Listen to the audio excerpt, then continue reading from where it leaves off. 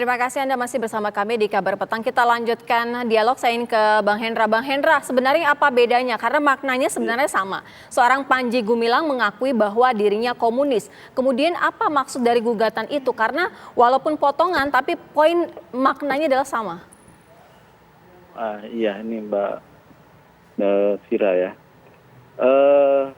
Ketika itu ada dalam statement saya komunis itu konteksnya saya Panji Gumilang sedang memberikan arahan kepada santrinya bercerita tentang ada kunjungan sebuah perusahaan saat dari Cina yang kerjasama dengan pondok pesantren Al-Zaitun berkait sebuah proyek. Kemudian dari Cina diutuslah seorang direktur yang masih muda.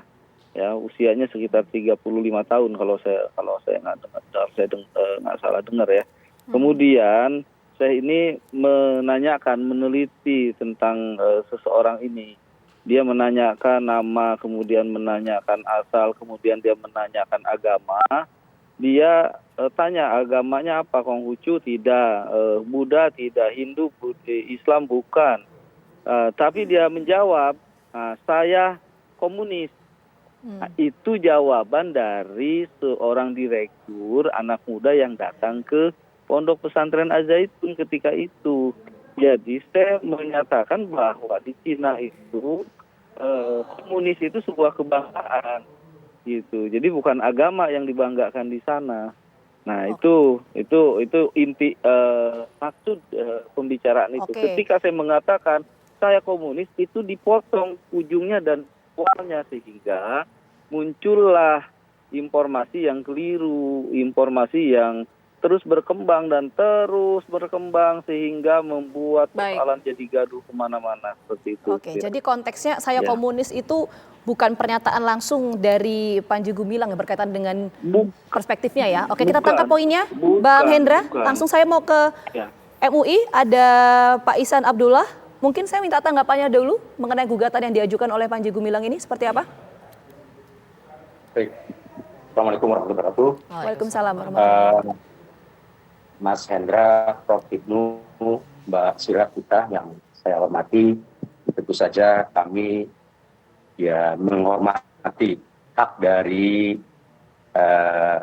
kliennya Pak Hendra untuk melakukan gugatan ke pengadilan maupun kemana ya, karena itu kan hak dari seorang warga negara. Tetapi kalau boleh saya sampaikan bahwa munculnya persoalan ini kan bukan dari Majelis Ulama Indonesia ya, tentu saja ini gugatan alamatnya agak salah ya, karena muncul dari statement Panji Gumilang yang kemudian menimbulkan kontroversi dan kegaduhan dan kemudian juga berujung kepada demo-demo yang berpotensi pada crash ya, atau konflik sosial yang bersifat horizontal. Dan ini tentu banyak sekali pengaduan masyarakat kepada Majelis Ulama Indonesia mengenai pernyataan-pernyataan yang disampaikan oleh Panji Gumilang.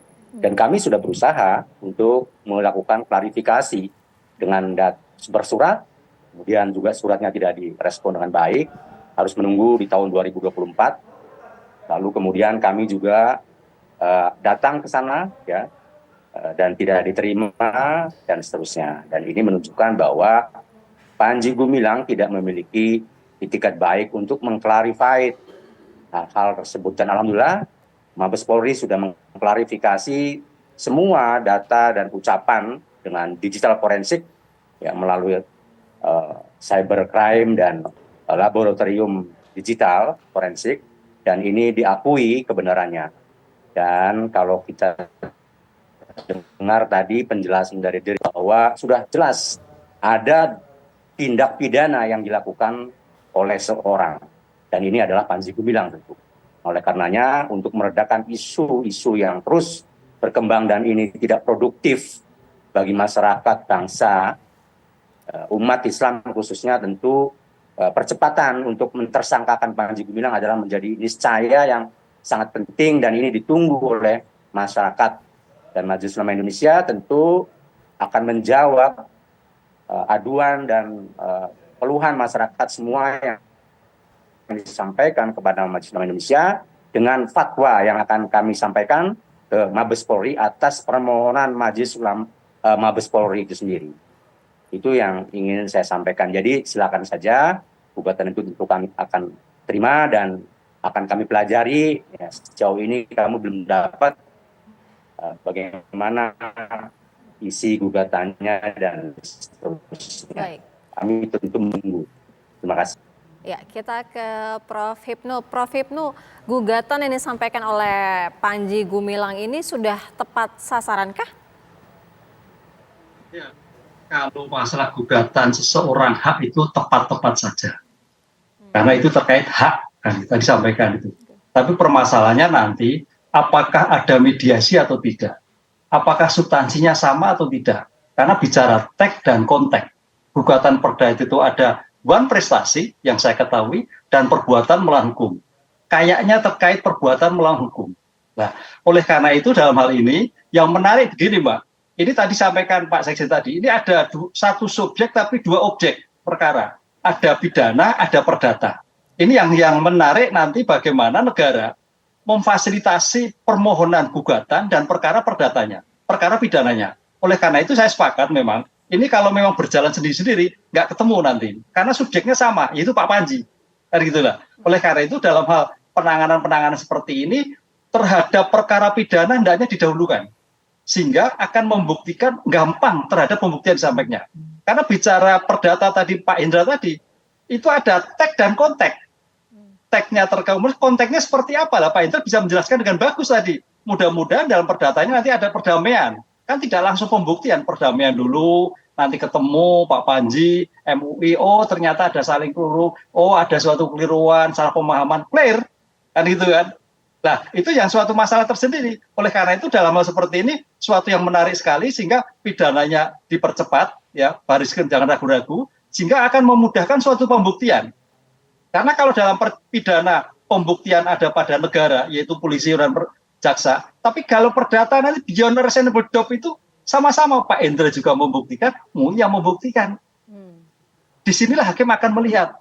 Nah, sebelum itu mudah-mudahan ada suatu klarifikasi yang sama. Mediasi, titik temu, damai, selesai. Ternyata ada salah pemahaman. Sehingga tinggal perdatanya, pidananya. Ini yang saya kira dua perkara yang sangat menarik untuk bagaimana penyelesaian sehingga situasi ini tidak menjadi semakin kisruh gitu Mbak. Jadi dalam satu waktu ini ada potensi dua ya untuk perkara pidana dan juga perdatanya. Nah tadi mungkin ada hal yang belum tergali. Saya mau ke Bang Hendra lagi deh kalau gitu. Bang Hendra tadi kan Pak Ihsan sempat menyampaikan ya bahwa pernyataan yang disampaikan berkaitan dengan saya komunis itu bukan pernyataan yang keluar dari Majelis Ulama Indonesia. Oh ya. Ya itu ketika itu Pak Anwar Abbas itu menyampaikan dalam running text-nya dia sebagai wakil ketua MUI, bukan sebagai Anwar Abbas pribadi. Jadi kita merujuk membawa lembaga berarti ya, perspektif Anda ya. Ya dan yang kita lihat persoalan-persoalan yang muncul hari ini saya sampaikan bukan dari dalam Al-Zaitun, ya. Persoalan penistaan agama atau dan sebagainya di Al-Zaitun tidak ada apa-apa. Santri-santri Al-Zaitun tidak apa-apa, wali santri juga tidak apa-apa. Ya, tapi Bang Hendra, ketika mohon maaf kita fokus ke pertanyaan saya Bang Hendra. Ya. Maaf, saya potong dulu. Saya ingin fokus ke pertanyaan saya tadi. Yang Anda maksud pernyataan penghinaan itu dari MUI konteksnya yang mana dan kapan itu tepatnya? Supaya clear di sini. Nanti saya tanya juga ke Pak Ihsan. Terkait dengan tudingan Pak Anwar Abbas menyatakan bahwa saya Panji Gumilang seorang komunis. Itu kurang lebih itu. Kita ada datanya. Kita punya. Buktinya ada bukti yang jadi, menguatkan itu. Ini mungkin kita akan klarifikasi juga dengan kalau nggak salah dia membuat pernyataan ini di TV One. Nanti kita akan konfirmasi juga kepada TV One. Nanti kita akan tunjukkan tanggal dia buat pernyataan dan sebagainya. Saya pikir ada di recording TV One ini. Baik, kita langsung tanyakan ke Pak Ihsan. Pak Ihsan, apakah benar ada statement seperti itu yang dilakukan oleh Pak Anwar Abbas pada saat itu? Ya, saya kira kembali tadi, andai saja tidak ada statement dari Panji Gumilang yang menimbulkan kegaduhan tadi, saya kira tidak akan ada masalah apa-apa.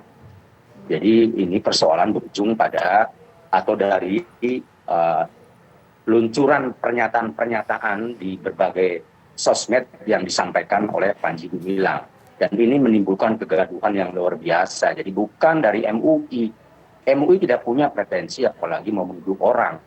Sekalipun Panji Gumilang yang sudah menyampaikan berbagai macam ucapan, ujaran, dan hal-hal yang menyakitkan, melukai perasaan umat Islam, kami tetap bertabayun, melayangkan surat, Pak untuk Iksan, bertemu. mungkin pada saat ini nanti langkah selanjutnya akan ada pertemuan untuk memanggil Panji Gumilang?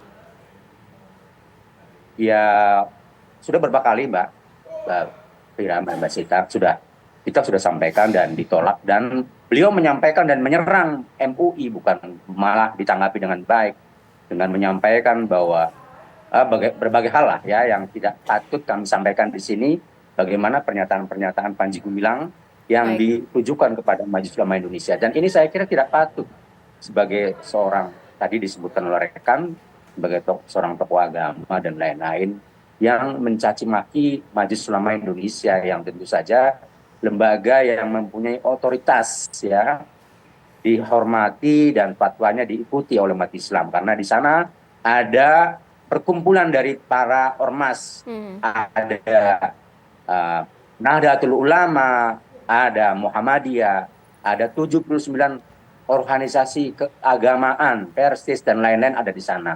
Jadi kalau hari ini Panji Gumilang menghujat Majelis Ulama Indonesia, itu sama dengan menghujat semua perwakilan organisasi keagamaan Islam yang berada di dalam Majelis Ulama Indonesia. Itu ingat ya, jangan sampai nanti tindakan-tindakan ini kemudian menorehkan lebih dalam luka umat Islam kepada Panji Gumilang. Dan tentu saja saya menyarankan agar lebih fokus Panji Gumilang menghadapi sebentar lagi dia tersangka pasti ya, dan itu kemudian juga akan dilakukan proses-proses hukum, dan ini adalah tanggung jawab dari seorang Panji Gumilang yang telah menista ya agama Islam, tentu melukai semua umat Islam yang ada di Indonesia.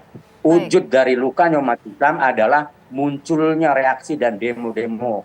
Nah, itu adalah letupan-letupan kecil, semoga tidak bereskalasi besar, dan tadi kami mengapresiasi agar lebih cepat lagi Mabes Polri melakukan proses-proses ini sehingga bisa mendinginkan situasi. Kita ke Prof. Hipnu. Prof. Hipnu, kalau dari sisi hukumnya akan seperti apa? Artinya apa yang pertama kali dilontarkan oleh Panji Gumilang kemudian direspon oleh MUI, ini ranah hukumnya akan seperti apa? Ya, ranah hukumnya tadi, klarifikasi tadi, kan itu. Makanya diajukan gugatan perdata itu suatu yang tepat. Nanti kan akan dimediasi, Mbak. Dimediasi, betulkah ucapannya, kapan, di mana, kan itu. Kalau nanti sampai masing-masing tidak ada titik ketemu, baru pada suatu permasalahan yang lain. Karena prinsip dalam perdata itu memang equal, sama-sama membuktikan. Beyond reasonable sama. Tapi kalau dalam hal pidana, negara yang membuktikan. Itulah. Cuman permasalahan tadi menarik, Mbak. Hari ini kita lihat subjeknya sama tapi objeknya berbeda-beda. Ini hukum pidana dan hukum perdata. Oleh karena itu dalam konteks seperti ini, hukum perdata yang menyangkut kepentingan umum dulu yang didahulukan sehingga menjadikan jelas permasalahannya. Begitu, Mbak. Oke. Nah, jadi pertanyaan saya geser kalau gitu, Prof. Hipnu, mungkin terakhir. Jadi seberapa besar, karena kan tadi Prof. Hipnu menyampaikan ya bahwa ini potensinya ada dua ranah hukumnya, soal perdata dan juga pidananya. Seberapa besar potensinya untuk perkara ini berujung ke pidana? Kalau perdata tadi kan soal klarifikasi. Ya, kalau perdata cukup panjang, nanti klarifikasinya sama-sama itu. Tapi kalau pidana, tergantung baris krim. Sejauh ini baris krim sudah menentukan bukti atau tidak. Ahlinya bagaimana? Karena bicara penistaan agama itu bicara ahlinya cukup luar biasa, Mbak. Ahli dari perguruan tinggi, ahli dari MUI, tentang tafsir, tentang akidah yang disampaikan. Oleh karena itu makanya kenapa baris krim sampai sekarang belum menentukan tersangka, sangat hati-hatinya. Sehingga bukti-bukti yang cukup tadi, insya Allah kalau memang kualifikasi dua alat bukti tersebut cukup, akan dinaikkan sebagai tersangka. Itu yang saya kira menjadikan kehati-hatian negara. Tapi dengan melihat sekarang ada gugatan perdata, saya kira Baris kan juga melihat, oh kalau gitu mana yang lebih cepat ini, kan begitu. Karena bicara bukti itu bicara untuk pembuktian terhadap perkara yang lain, begitu Pak. Oke, jadi nanti kita tunggu ya bagaimana Iya. kelanjutan atas gugatan ini. Sekali lagi terima kasih banyak untuk Prof. Hipnu, kemudian Bang Hendra dan juga Pak Ihsan sudah bergabung bersama kami di Kabar Petang. Sehat Terima selalu. kasih.